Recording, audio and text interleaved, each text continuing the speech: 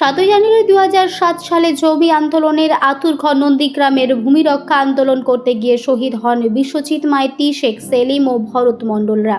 আর সেই থেকেই শহীদ তর্পণ দিবস হিসেবেই পালন করা হয়। খেজুরি ও নন্দীগ্রামের সীমান্ত এলাকা ভাঙাবেড়ায় শহীদ বেদিতে মাল্যদান করে। এদিন ভোর 4টেতে নন্দীগ্রামের ভাঙাবেড়া এলাকায় শহীদ স্মরণ সভা হয়। উপস্থিত ছিলেন ভূমি উচ্ছেদ প্রতিরোধ কমিটির সভাপতি শেখ সুফিয়ান, রাজ্যের প্রাক্তন মন্ত্রী অখিল গিরি, পূর্ব মেদিনীপুর জেলা পরিষদের সভাধিপতি উত্তম বারিক, রাজ্যের তৃণমূল নেতৃত্ব জয়া দত্ত, এছাড়াও তৃণমূল নেতা আবু তাহের, জেলা তৃণমূল সভাপতি অসিত ব্যানার্জি, চেয়ারম্যান চিত্ত মাইতি, নন্দীগ্রাম 1 নম্বর ব্লক তৃণমূল সভাপতি বাপ্পাদিত্য বর্গ ছাড়াও নেতৃবৃন্দরা।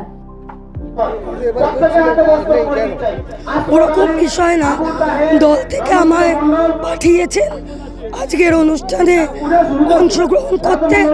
দলের নির্দেশ মতোই আজকে আমি এখানে এসেছি।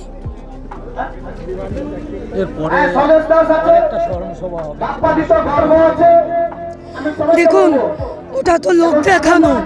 শুভেন্দু অধিকারী যাদেরকে নিয়ে করছে তাদের হাতে রক্ত লেগে আছে এখনো 2007 সালের হত্যাকাণ্ডের। সুতরাং লোক দেখানো কোনো জিনিস সেটা বেশি দিন ভালো লাগে না। আজকে এখানে মানুষের যেভাবে স্বতঃস্ফূর্ততা আপনারা দেখেছেন, মানুষ স্বতঃস্ফূর্তভাবে এই সকালবেলা উপস্থিত হয়ে প্রমাণ করেছে যে তারা মমতা ব্যানার্জির পাশে। চোখের জল পড়ে কাঁদতে হয়। আপনারা হয়তো ইতিহাস সবাই জানেন, নতুন কিছু জানে না যারা বর্তমান প্রজন্ম। ভরত মণ্ডলকে গুলি করে হত্যা করে তার ভুঁড়িটাও বার করে দিয়েছিল এই জল্লাদরা। শেখ সেলিমকে মেরে এই সামনে যে পিছনে খালটা, খালের পাড়ে পুঁতে দিয়েছিল।